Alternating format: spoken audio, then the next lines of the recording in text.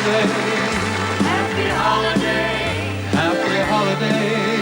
Happy holiday. While the merry bells keep ringing, may your every wish come true. Happy holiday. Happy holiday. Happy holiday. Happy holiday. May the calendar keep ringing. Happy holidays to you. Sleigh bells ring, are you listening? In the lane, snow is glistening. A beautiful sight, we're happy tonight, walking in a winter wonderland. Gone away is the bluebird, here to stay is a new bird. He sings a love song as we walk along, walking in a winter wonderland. In the meadow we can build a snowman and pretend that he is Parson Brown. He'll say, are you married? I'll say, no, man. But you can do the job when you're in town. Later on, we'll conspire as we dream by the fire to face unafraid plans that we made, walking in a winter wonderland. Snowy white snow and jingle bells, oh, what a happy season. Snowy white snow and jingle bells, echoing all day long. Everyone's gay and wish you well. They have a simple reason. Little red robins in the dell, singing a happy song. Happy holiday. Happy holiday.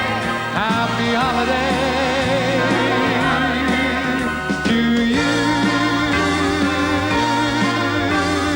And mainly to you. Merry Christmas, everyone.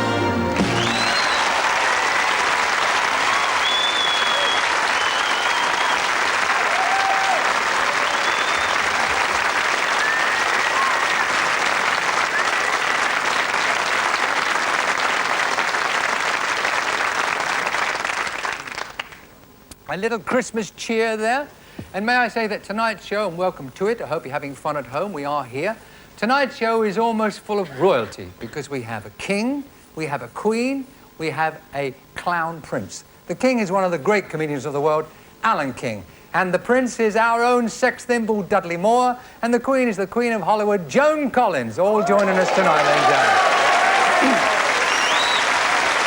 I'll agree with that. Getting in the mood here tonight, Christmas night. And from a lady who played a bitch on screen to a real live bitch, Betty the bitch. Now, you may not know the name, but I'm referring to a dog that belongs to Freddie Starr. Now, Freddie sent her along because he's in Ireland, and he said, could I take care of her? And we've dolled the old gal up a bit tonight because last time she was on the show, she had it pretty rough. It was a difficult time for her. Look, she went into, look at her, look, she's...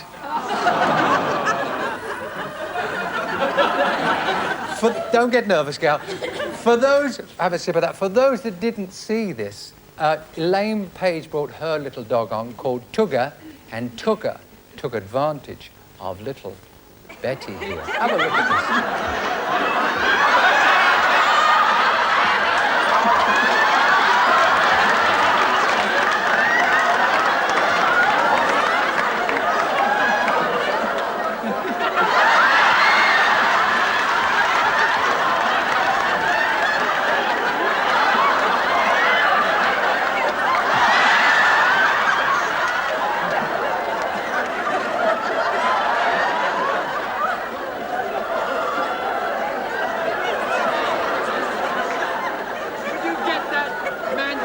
Yes, I will. Just hang on a minute. Your dog's starting trouble with mine. He didn't look Dead! Take no notice of that bad dog. Take no notice.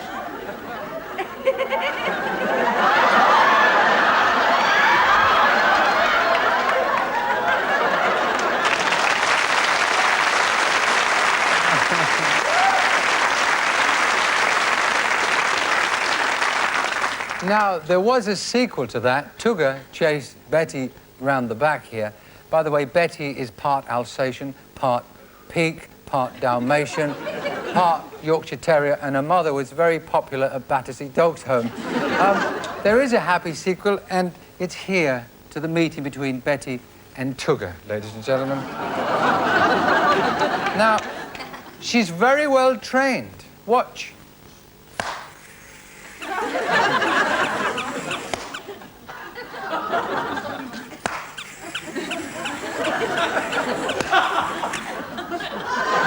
Wouldn't it be nice if you could get Freddie Starr to behave just like that, you know? Steady, girl. Do anything for a round of applause. I also got...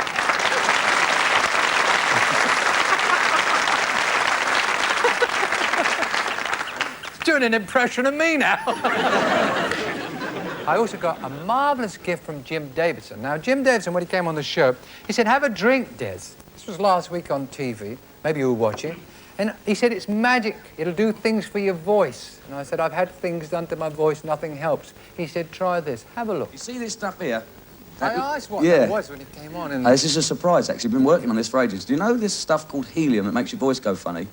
We've got a sort of a liquid thing, because it makes you go a bit like that. No helium, but this is good. Watch this.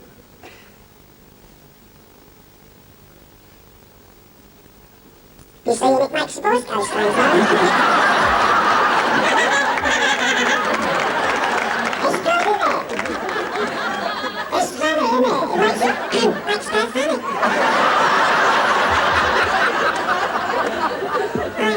It's awful, isn't it? I haven't got it, Mummy. I haven't got it. Have a go at that, Des.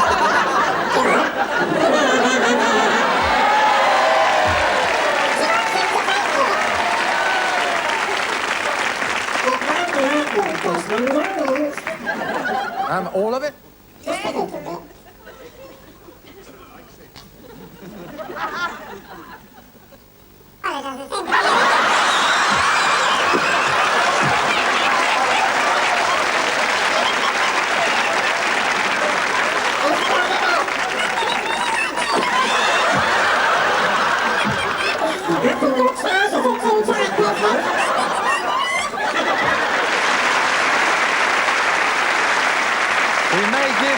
We may give the entire audience a drink of this during one of the breaks and keep them in the mood, but just... Oh, may I, Colin, hello, yes, may I interrupt, please? Well, you have interrupted. Well, because I've got a most beautiful verse here. The little boy, one of my neighbours, sent in. I must read it. But, it's really marvellous. But just before you read it, as it's Christmas, would you like a drink? That's very nice, thank you. I think you should have a drink, don't you? Yes! You see, everybody's on your side. That's very kind, thank you. I suggest that you drink all of it down. Yes. Take a nice deep breath, and then read your little verse from a nephew. Yes. From no, from a neighbour. A neighbour? Yes, yes. Oh, I forget. You'll enjoy So that. drink it all down, yes. and then... Yes, cheers, cheers. Cheers. Good health. Good health. Good health. Merry Christmas. Cheers.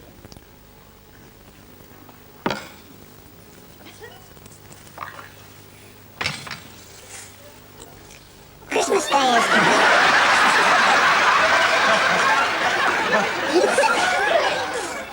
And I am ever so thrilled.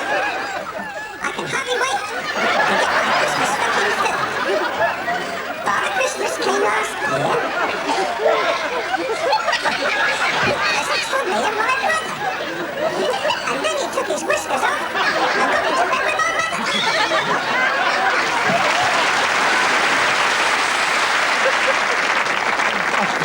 We'll have to market this Davidson Award. It'll be great for parties. Right, and great for parties is my next guest, ladies and gentlemen, my first guest tonight, actor, author, comedian and film producer, one of the greats from America, Alan King.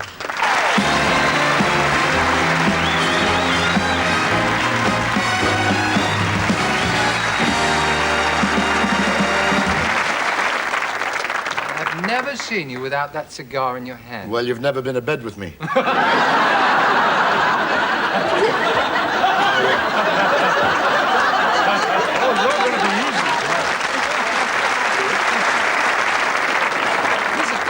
You're here because over the years I've come to see, and you are an angry man, or you purport to be an angry used to man. be, yes. You've mellowed a little. Oh, yes, right. But what about this trip over this time? No complaints about the airline?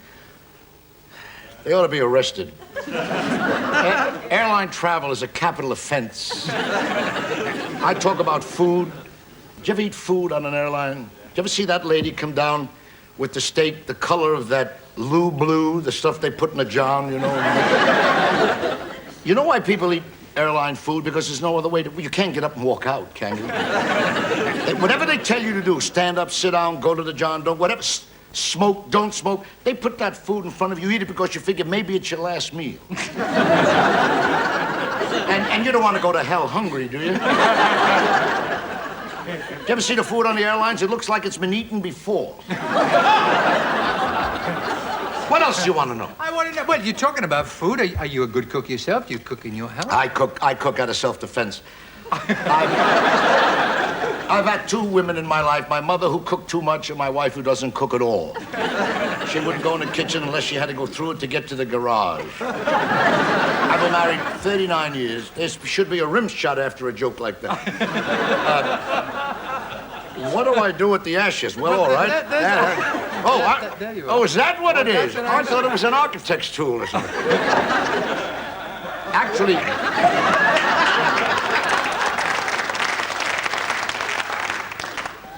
Actually, when I was married 39 years ago, my wife cooked lamb for about 16 straight days. And it's absolutely true, and I don't wear wool anymore. I've been known to walk by a meadow and kick a sheep in the butt. You know, I'll tell you a very interesting story. Not funny, but interesting. About 6 months ago, I get a call from Frank Sinatra. As you know, Frank Sinatra's in charge of all entertainment in the United States now. You can't sing the national anthem at a basketball game unless you clear it with Frank. You know, when the hijackers that were trying to land in Sicily, Reagan called Frank for permission to land. Now, I don't mind if I do.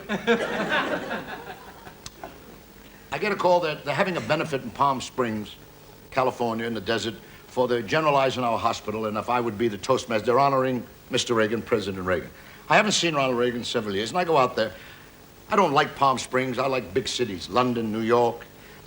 My contemporaries are all retiring in Palm Springs. You know, they say you live longer, it only seems longer. I would rather be mugged than bored to death. I get to Palm Springs, and there's a press conference. There's about 1,000 newspaper people in front of the Sheraton Plaza Hotel. The wind is blowing 40 miles an hour. Not one hair on Ronald Reagan's head moved.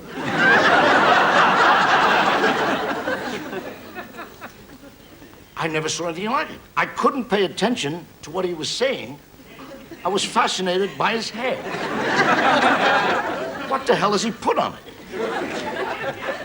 Palm trees were bending in the wind, and his hair didn't move. But his neck kept swaying. Wait a minute.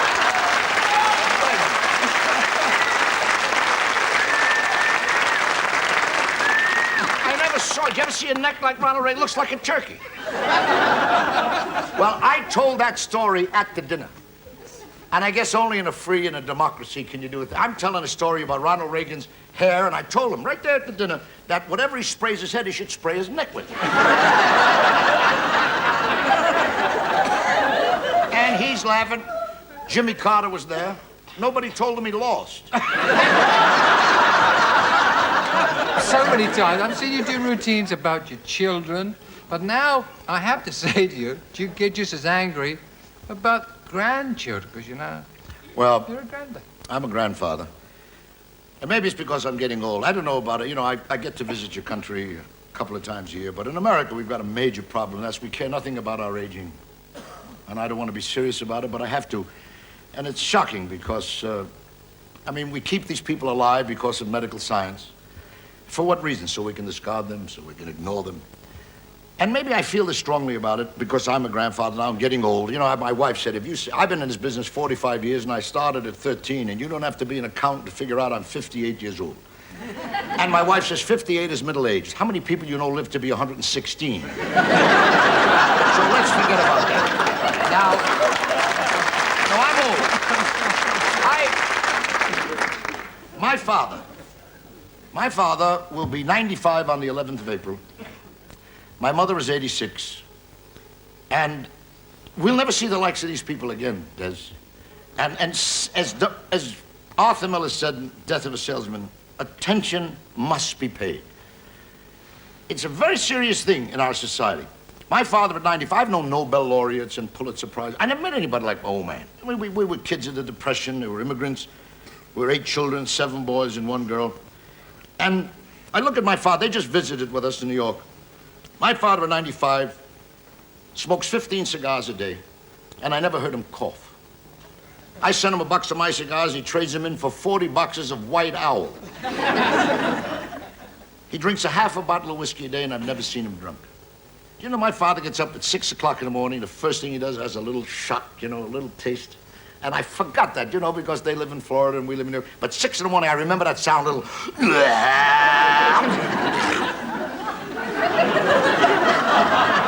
That's how he got his heart started every morning. You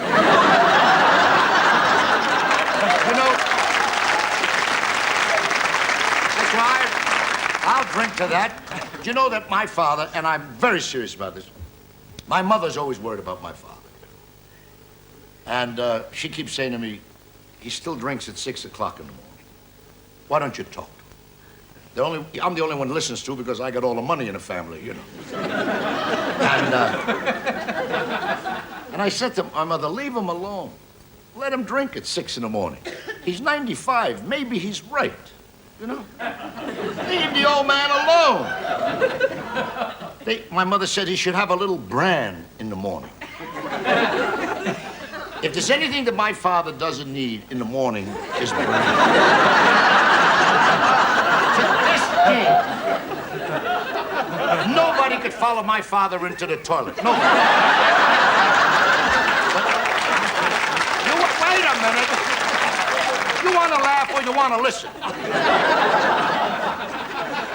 When my father comes out of the toilet, the wallpaper is peeled. The window shades are flapping in the breeze. When we were kids, we used to send a dog in first. You know that my brother Lou bought a canary like a coal mine. He used to stick the cage right in the toilet. If the canary lived, then we would go. We'll never see the likes of it.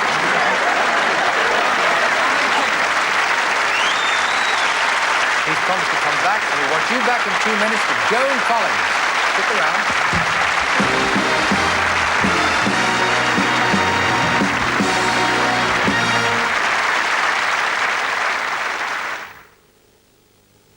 We are smashing the price barrier as prices crash by up to 60% in Allied's Price Breaker sale. Starts Boxing Day at Superstores, Friday all other stores.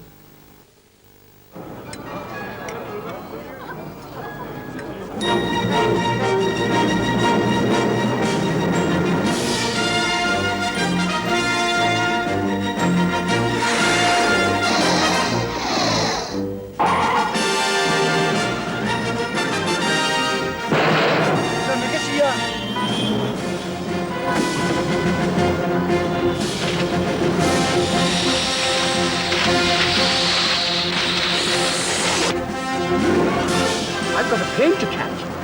My case. Your case, sir. Won't you? I must fly.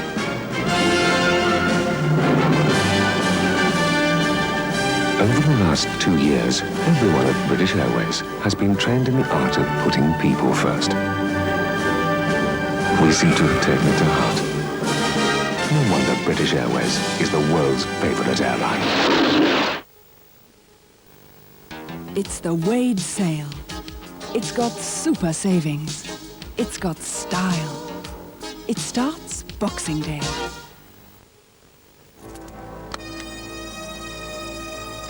Janet, come up to the roof for a party. 8 o'clock prompt. David. I said 8 o'clock prompt, kid. Oh, David.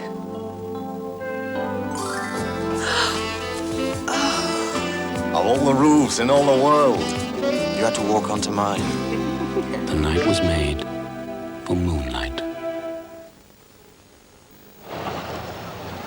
Fancy us winning holiday in south of France, all right? Aye. Don't you miss Yorkshire, though?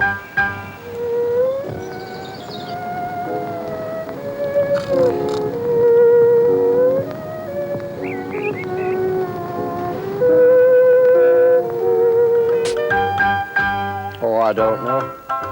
I quite like it here. John Smith's, available in cans. Deep in the forest, something stirred. Who wouldn't for the taste of new birds' fruits of the forest flavor trifle?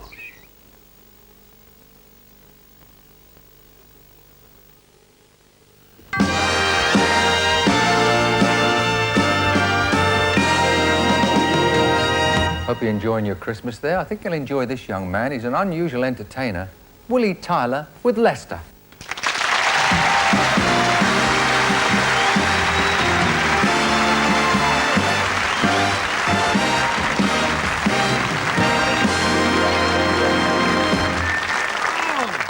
I was going to say sit down.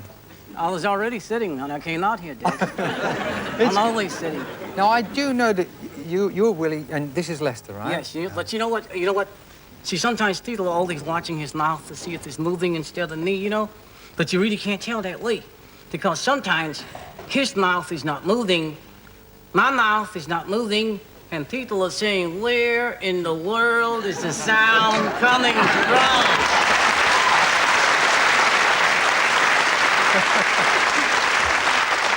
Now, Willie's from L.A., right? Yes. And Leicester, where were you born? Actually, I was born in the woods and worked my way out. Actually, my forefathers were born underneath the ground. Born underneath the ground? Yeah. What were they called? Roots.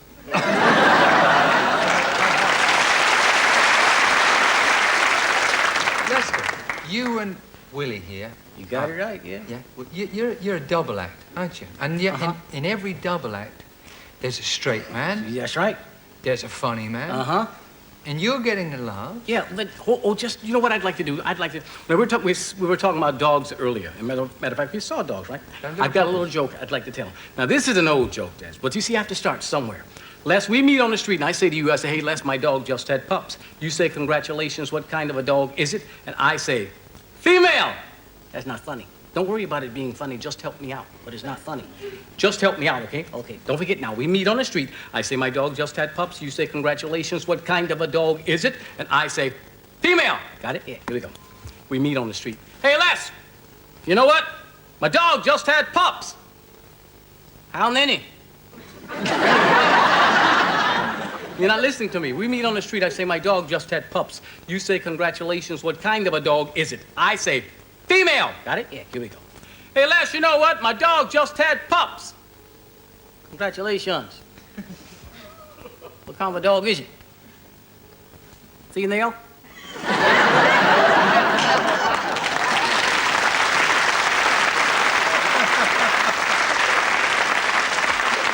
Hey, Lester. Yo. Could I just talk to Lester for a moment? Do you mind? Yeah, he doesn't mind. Does he keep you in a trunk? Does he keep you in a suitcase? Yeah, in a suitcase, that's right, yeah. Then how come you look so slim? Do you get exercise? I do a lot of jogging, you know. Speaking of that, I saw you running down the street the other day. Strange thing about this, I've never seen you run as fast as you ran the other day. Why were you running so fast? I was trying to stop a fight. You were trying to stop a fight? Yeah, between another dude and me. But I noticed in the middle of the fight, you stuck your tongue out at him, right? Yeah. Why would you stick your tongue out at him in the middle of the fight? I always stick my tongue out when somebody's choking me. But you told me he had a black belt in karate. Yeah, but I found out he had a brown belt. I thought a black belt was superior to a brown belt. It is, man, but he had the brown belt wrapped around my neck. So you can know all the karate in the world, but when you got something wrapped around your neck, you can't even say, hey-ya! Just doesn't get it, Des. Listen, it's unusual to have you here on Christmas Day. Oh, it's nice. I'm glad to be enjoying here. It? Yes, yeah, I got my little red bow tie. That's nice. That's a change. I don't normally see in the red. It's smart, it's slick. And you like the studio and the guests? Oh, it's nice, you know, and like when I come over here, we see a lot of people here from Dudley Hills. Mm-hmm. Yeah, Dudley Moore. I love rubbing shoulders with Dudley Moore. You could rub shoulders with Dudley Moore. Matter of fact, he loaned me this tuxedo. He lent you that? Yeah. Sleeves are a little too long, but that's all right. you know, Joan Collins on, we call it Dynasty. What do you call it here? What, Dynasty? Dynasty. The present tense, past tense, you know. Doesn't really matter. I had a dream last night about her. About Joan? Yeah, she was in her house, you know, and she was sitting on the couch. And she had this warm look in her eye, you know. A warm look in her eye? And she was looking right at me. Looking at you. And where were you? I was one of the logs in the fireplace.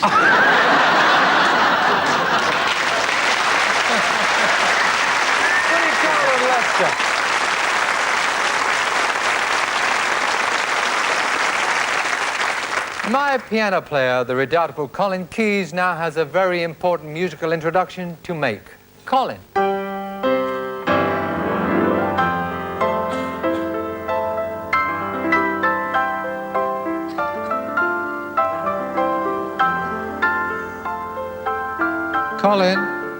Colin! Yes, Desmond? What on earth are you playing there? I'm playing Joan Collins' introductory music. I'm really looking forward to it. Yes, but... It's not... It's me! Little Desi is going to sing. Oh, come on, Desmond. It is Christmas.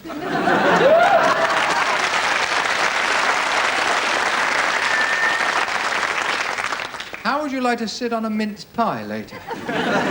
Are you enjoying the pantomime? Yes, I am, actually. Playing crotchety at the Palladium with me? Yes. Do you wish to continue in the pantomime? Yes, I do. Yes, I know you've got the hots for Joan Collins, haven't you? Well, they're fairly warms. Yeah. Have you met the lady yet? Yes, I have. I bumped into her in the corridor. Accidentally? No, I did it on purpose. Little tinker. Was she annoyed? I don't know. I wasn't looking at her face.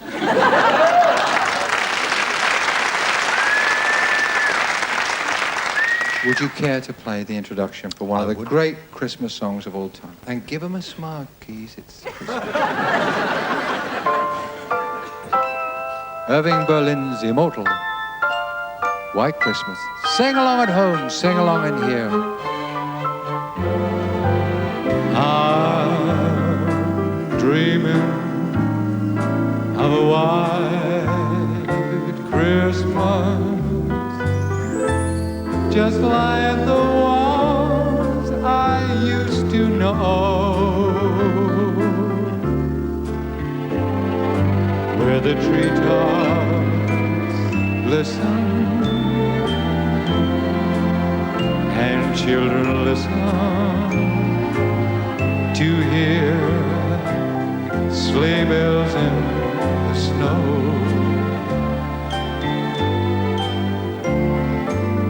I'm dreaming of a white Christmas,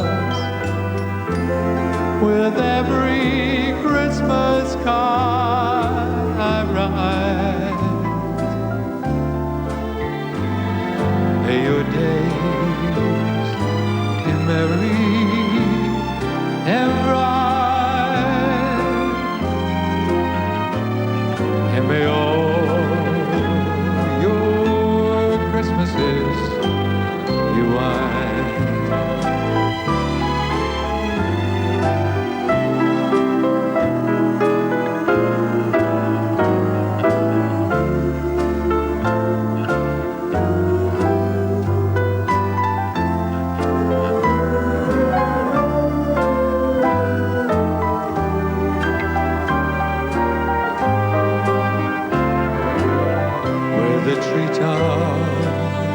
Glisten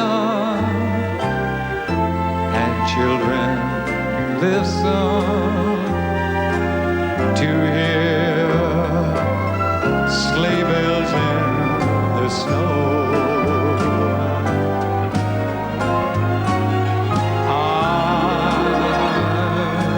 I'm dreaming of a white Christmas, with every Christmas card I write. May your days be merry and bright,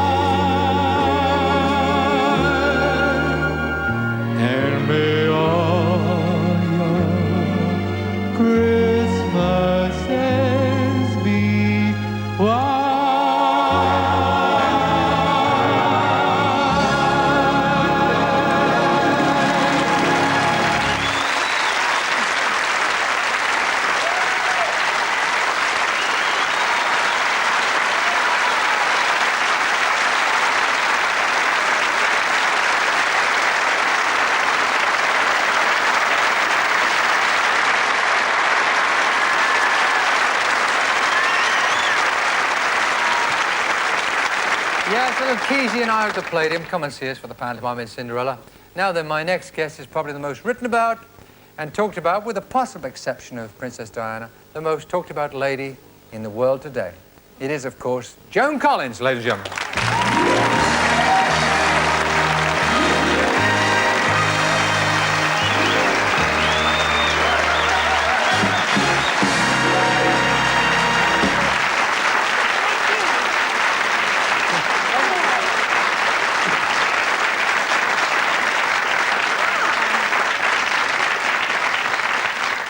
Christmas.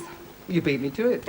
I was just going to say Merry Christmas and belated congratulations on your marriage. Thank you. Same to you. Oh, I haven't got married yet, Joan. Oh, almost. The thought's there. Yeah. And eventually we'll get around to that. Look, when the backroom boys said, we'll get you some cuttings for Joan, I thought, well, that's the usual routine. We'll have the little file. Yes. Little? Well, not for you. This is what I'm going to get to. We'll have the little file and there'll be 2 or 3 pages. Yours was sent by Pickford's. There was about 50 cases came along. I read facts, fiction. What's annoyed you most about some of the, if you like, misquotes? Or... I really have got a really good sort of attitude about water off a duck's back. I really don't get terribly annoyed about it anymore. I did it first. I thought, how can they write this? How can they say this? How can they possibly say this about me? I never said that. I never did this. And then I realized that they do it about other people, too. There was one incident recently in which I went to Palm Beach and there was a ball for the Prince and Princess of Wales. And I was a little late, as you know. Us actresses, it does take a bit of time to get the old slap on everything. And, but I wasn't as late as Gregory Peck and Bob Hope. They were later than I was. But in the papers they wrote Joan Collins was extremely late and it was extremely rude. But they didn't write that they were late. No. So that sort of rather annoyed me. You didn't gate crash, did you? Oh, of course I did. Alexis might have gate crashed. You see, the media would have us... definitely. You see, the media would have us believe, and they're trying to brainwash a little bit, Joni, that we have to take as a fact now that Alexis has taken over Joan Collins, and that Alexis would turn up late and say the things that you said. Now, how much of Joan Collins is there, and how much of Alexis is there now? Well, it's, you know, it's like any time that you play a role, you have got to bring into the role a lot of your own characteristics. And you have also got to like the person you play. I don't care whether it's the most terrible criminal. If you as the actor don't like the character, nobody else is going to like the character. I tried very hard to try and make Alexis have some redeeming characteristics, which is not easy. The way she's written, she was grinding out cigarettes into this beautiful carpet, which I said to the scriptwriters, there's no way I'm going to do that. I'm not going to do that. But I think that it's difficult for people to separate the fantasy and the reality, and possibly because I play it so well. People think that that's me. I would like to have her... oh, there are certain words one can't say on television. I would like to have her effrontery in certain ways. I would like to have her single-mindedness of purpose. But I would not like to have a lot of her qualities, which I think are quite nasty. But at the same time, there's a few things about Alexis that are quite nice, which I think is why the public rather like her. And maybe they can see through that character and see the real me. Well, she is a little vulnerable. A little. A little vulnerable. Very little. We can touch on that in a moment. I think the public should realise one thing that I know about you, Joan. You've got a great sense of humour. This lady's got such a fantastic sense of humour. That came to the front in I think it was 1977 when you started with Leonard Rossiter on those Cinsano ads. Now, it takes a lady with a great sense of fun of being one of the gals to have that slosh down her, down in the valley. Right. Right? But I meant to ask you, when I watched those times, you were Melissa, weren't you? Yes. And Leonard was this guy with... Nameless man. A nameless man. Nameless, yes. A chatter-upper. Yes, Yeah. he was always described... We were always described as the odd couple. No, he was Leonard. Yeah. But that drink, I mean, whatever it was, whether it was or not, the product, was it hot? Was it cold? I mean, it looked pretty cold. It was sticky. There were ice cubes in there. They were not real ice cubes. In fact, there was one particular commercial that we did that was my favourite, where I lean back in a chair and I'm sort of protecting my glass. We're on a plane. because Leonard is always doing something and getting it into me. And so I sort of protected it, the glass, and it had in it these ice cubes, which are not real ice cubes, because real ice cubes melt underneath the light, so they're made of plastic, which are much harder. And just before we did the shot, the prop man came up and says, "Watch your teeth, girl." And I thought, watch my teeth? He says, yes. He says, you get those in your face. He says, you might have to have all your teeth done. So I thought, this is charming. So can I have one of those things that boxers have to put over my lips so I won't have to talk? But anyway, when Leonard did do it, and he says, getting your head down, Melissa, good girl, and he hit the thing like that, and I went back like that, and the drink went all over my face. And the thing is, it's not that it's hot, and it's not that it's cold, but it's sticky, because it had to be the product, which is sticky. And it was the original stuff? Yes, and I had to drink it on the first day that we shot the commercial. It was a liquor, as you know. And I said, could I have some, coloured water, like we do on, when we do shows? And they said, no, you've got to drink the real thing. I said, but it's only 9 o'clock in the morning. I'm going to be drinking all this. I shall be smashed by lunchtime. They said, too bad, you've got to drink it. Did you have many takes? I mean... Many takes. I was so plastered. I didn't know what to do. Plastered and sticky. Plastered and sticky and covered in all this wet stuff because he'd put... And drinking it, too. And I said, I'm sorry, if you want me to do the rest of the afternoon, you're going to have to give me, water with cochineal or some colour in it. Because I can't, they had to shovel coffee down me. A little bird told me that you actually tried to get some humour into the Dynasty sort of plot line, and they wouldn't bite. Something about bananas. Does that make sense to you? They said, ask her about the bananas. And... Ask her about the banana. Well, they're always... Well, they're not always, but I like to eat in the show. I've noticed. You look like you were rehearsing for a famine the other week. I know. You never stopped. Well, I always feel it's such a pity. I watch all the other actors. They have these wonderful place settings. They have this gorgeous crystal and china. They have these fantastic meals that are sent from one of the best restaurants in Hollywood, and nobody ever eats anything. And I said, this is terrible. You see them there with the caviar. You see them there with the Chateaubriand steaks and all the good stuff, and they don't do it. So I'm going to eat. And I started off with a scallion, which is a long onion in one of the scenes, which I thought was quite amusing. I gave Crystal a zinger and bit the scallion, and my eyes watered. But the producers liked it. So then they were always writing in things for me to eat. So they were saying, come on, Joan, what haven't you eaten? I said, well, I'm going to surprise you. So I had a scene where I threw Dex out of my bed. And I said, get out of here, Dex. I never want to see you again as long as I live. That's Alex. Alexis, do it again. Do it again. Get out of here, Dex. I never want to see you as long as I live. Oh, I don't know. I can't do it when I'm not doing it. And anyway, I had this big bowl of fruit. And as he left, I took the banana and I peeled it and I took a big bite of it like that. So they cut it out. Yes, that could bring it back. Very quickly. On the subject of eating, is it true that the viewers in America have Dynasty parties prior to the show coming on the air? Yes. What actually happens? They eat or something, or they bet on it or something? Actually, there's lots of Dynasty. I call it Dynasty. There's lots of parties in which guys go to these clubs dressed as Crystal or Alexis. That's one kind of party. Yes, yes. You know what I mean? Well, I think, yes, I've heard about such things. Yes, of course. You would never go to one of those? No. Not by myself, no. But then there's the other kind, and there are certain restaurants that have the show on big screen when it's on Wednesday night, and they say that there's a prize for guessing what Alexis eats. And whoever guesses what she eats gets the prize, which I think is a free dinner. Then they also have the thing that whatever Alexis eats this week, next week we will have it on the menu. So I'm going to have something really exotic and see whether they come up with it. I was wondering whether I should remind you something. Hello. Remember I'm married? Yes. I was your husband in a TV show some time ago. Do you remember that? That's right, Mike and Bernie. Yes. Wasn't it? I was your husband. And I was in bed with the milkman. Was I in bed with you? I would have remembered that. I would have remembered that. Yes. No, as I recall, I didn't. Now I think about it, I probably was the original Dimples Carrington, and to think I let Alexis go. That's a right kick in the Colbys. When he came along, the opportunity to play Alexis. And I think they sort of picked you out, Aaron Spelling, because he'd seen you on the Start and the Bitch, and so that's the kind of lady we wanted. Mm-hmm. And then, rather than just take a part, you being Joan, I said, I'm going to do something with this, and I must take you to the close. I mean, you look sensational tonight. Thank you. What about I mean, you must change every 5 minutes, it seems to me. I do. Oh, it's like, the most difficult thing about it is, first when I went on the show, I knew what I wanted to do. You know, I thought I wanted to look like those actresses from films in the 30s and 40s because they always looked high. Joan Crawford, Rita Hayworth, and have, so all the women say, oh, I love what she's wearing, I love what she's wearing. And I thought, that's what women want to see. You know, even if the lines aren't that good, at least they'll have something to look at. But then, after a bit, and we started getting all this mail about the clothes, I suddenly realized that 50 million people are looking at what you're wearing and they're saying, oh, I don't like those shoes. Or, did you see your earrings? Oh, a bit loud, aren't they? Yeah, I didn't like those.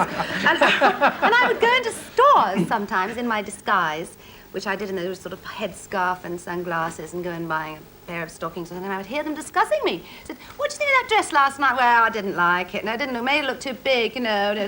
Her shoulders were too big. Yes, I'd leave the shoulders to Crystal. And, and I thought, gosh, they actually spent hours and hours and hours discussing it the next day. So then I sort of got a bit paranoid. I thought, well, I've got to be perfect every time I go on. So I now realize that I've got to, I have a responsibility to all those people. And so we spend a lot of time on doing clothes that now look a little bit different from the first 2 or 3 years, because now all the other television shows are copying the way that Alexis used to dress. When I came onto television, they didn't wear sort of hats with veils and gloves and nipped-in waists and a lot of jewellery. And now they're all doing it on all the other shows, so now I want to do something different. And I wore a suit the other day that I bought in Paris in America. You bought it? No, well, yeah, I bought it, but they paid for it. That's my goal. That's it, was Aaron, it was, you know, just a steal. It was Pierre Cardin, actually, it was from his new collection, but it was rather extreme. And it was just a very plain suit, but it had these wings sticking straight up, like angel wings. And I was doing a scene with Diane Carroll. When I turned, you know, I was sort of looking over the top of those things. And when they saw it, they said, never wear that suit again. They never usually tell me off, but it was definitely never wear that suit again. And in fact, actually, that suit was the laughing stock of America. I don't know what's going to happen. I'm just waiting until the TV critics get a look of it in this country. Is there a pressure on you to, I mean, we're talking about dresses and Joan Collins, everyone says, Joan, you know, what does she eat? How does she look like? How does she stay so sensational looking?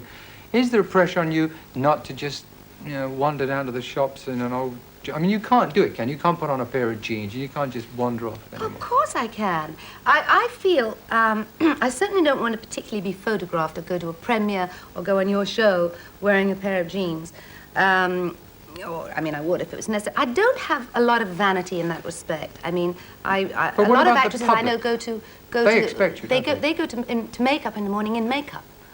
They do. I mean, I'm not joking. They go into makeup and they've already got it on. And they take it all off behind closed doors and put it all on again. But, you know, Linda Evans and I don't do that, and a lot of other actresses don't. But the pressure, I suppose, is really... When Peter and I were in the south of France this summer, and I went around on the boat all the time with no makeup on and wearing a bikini, and I was eating the croissants in the morning, the thing that I really didn't like was the fact that the paparazzi there with their long lenses taking these pictures was then sort of plastered across the front page.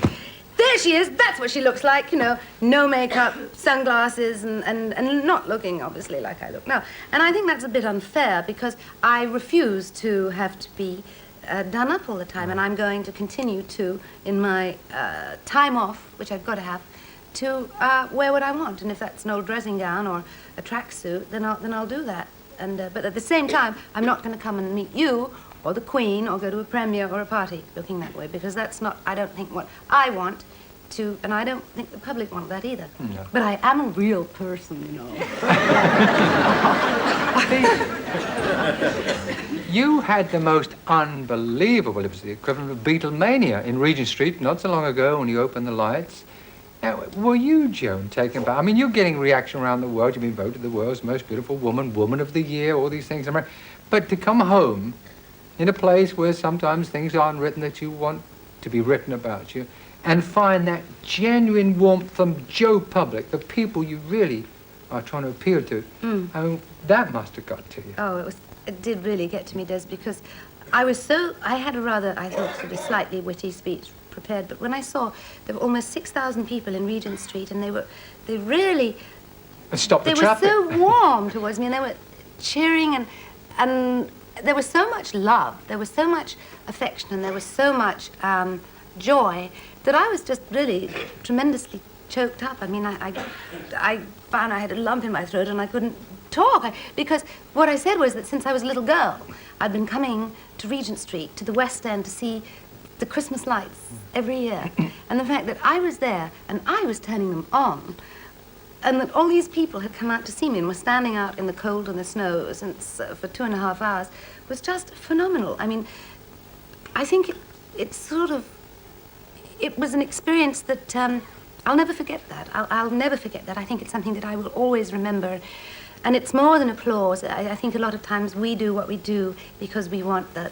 Yes. And yes. Good girl, good boy, well done. But this was the ordinary man and woman and child in England, and that meant so much to me. I was really touched. You were a Bayswater-born young lady, a little girl, as you say, from London. Yes. You've now brought to us, all right, you may be on screen the lady we love to hate, but you brought back a little bit of the old golden era of show business and Hollywood.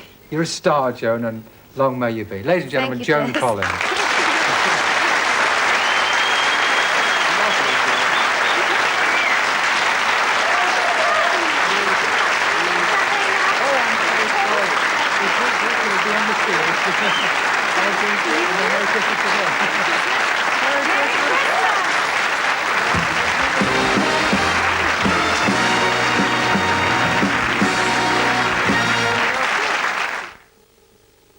It's virtually impossible to buy anything these days without encountering the middleman. He is someone who feeds off your major purchases and pushes the prices up. But not at Jindo. As the largest fur house in the world, we not only sell the finest furs, we make them too. No middleman, just ludicrously low prices. £220 to £4,000. From Jindo, where fine furs are rather more affordable. B&Q's greatest ever DIY sale starts 10 a.m. tomorrow, and it's bursting with bargains. Our incredible opening offers include the first 3 Black & Decker workmates at only £15 each. The first 200 rolls of selected colour roll wall covering are just 1p. Yes, 1p a roll. And the first 5 Eurospace white 4-drawer chests are just £5 each. B&Q's greatest ever DIY sale, bursting with bargains. Starts 10 a.m. tomorrow. Selfridges winter sale starts Friday the 27th, 9 a.m. Selfridges, there's no sale like it. Open until 8. This Weimaraner, show champion Handsome Misty Blue, has been a best-of-breed winner no fewer than 5 times in less than 3 years. Right from the start, the name that stands for nourishment was there. Nourishment you can see. Firm, solid, good and meaty through and through. Pedigree Chum nourishment. Pedigree Chum has a very special place in my kennels. I've got a reputation to keep. No wonder top breeders recommend it. We're cutting the prices at Dickins Jones. Snip.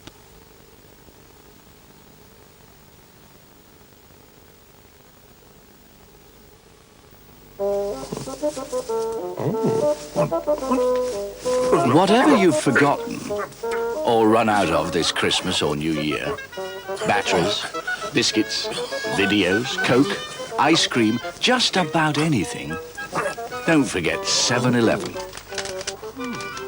We've got it all in one.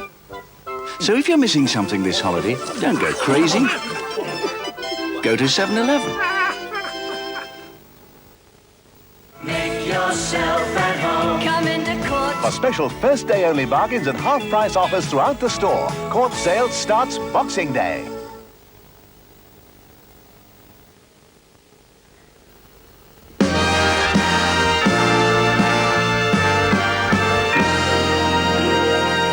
I hope you're still attentive and upright at home because we're enjoying ourselves in here. Cameramen are flying around like lunatics.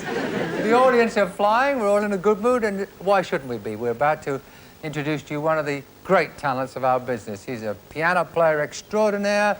He's a comedian. He's a film actor, and he's a real nice guy. Welcome back, Dudley Moore, ladies and gentlemen.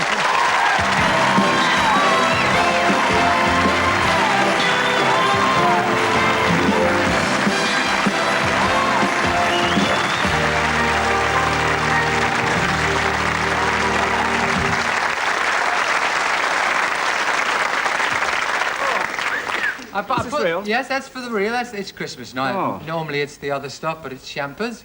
It's not the other stuff? No. Oh, no. Dud, the Pete and Dud is one of the... I mean, it's in there. It's part of your coming forward, if you like, and emerging from beyond the fringe and Pete and Dud and all the others. Do you have any... Looking back at those sketches, which used to all... I mean, they'd lay us all in the arse. What were your favourite sketches? We did a thing where we were at the zoo, talking about going to the zoo, and I said to Pete, yeah, the other day I went to the zoo and I went to the wonky house. And he said, no, Dad, it's not the wonky house, it's the monkey house. He said, I checked with the keeper. Sometimes when, you know, the wind gets up during the winter months, the letters get a bit either dislodged or whatever, and that's obviously an M that got upside down. So it's not a wonky house, it's the monkey house. I said, oh, yeah. He said, because the other day, he said, I went to the reptile house, but it looked like the heptile house, because the letter R, had dropped off. And I went to the keeper, I said, look, the letter R's dropped off the reptile house. He said, yeah. He said, it's curious. He said, sometimes during the winter months, with the winds, my R's blows off.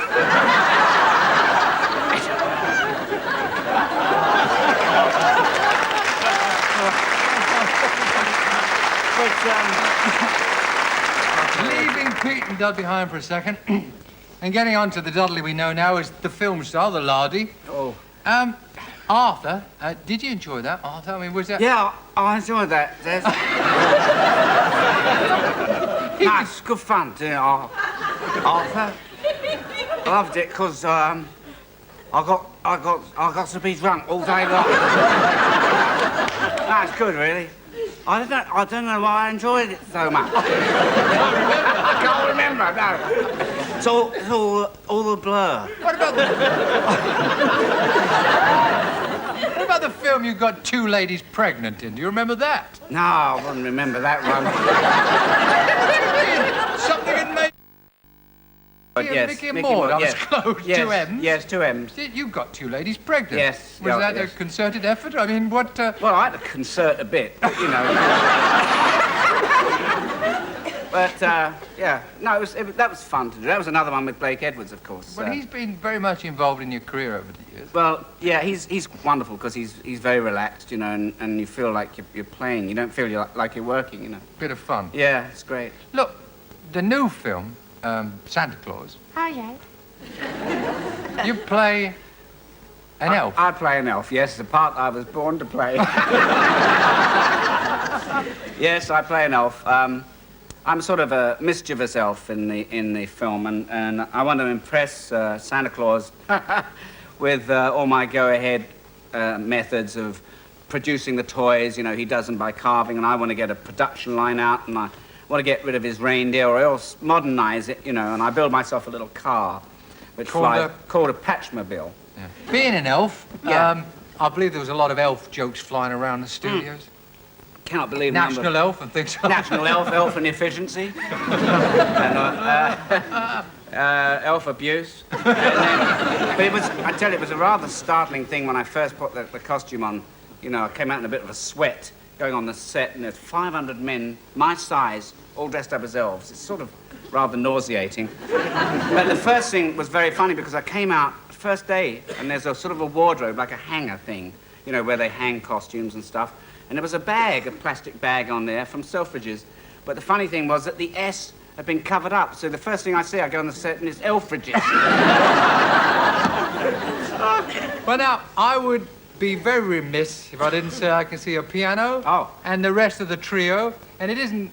Well, I don't know, how long have you and the... I mean... Oh, it's been a while since I played with Chris and Pete. Chris Carroll on drums and Pete Morgan on... Ladies and gentlemen, Dudley's going to do a little of the Dudley Moore trio, a little jazz.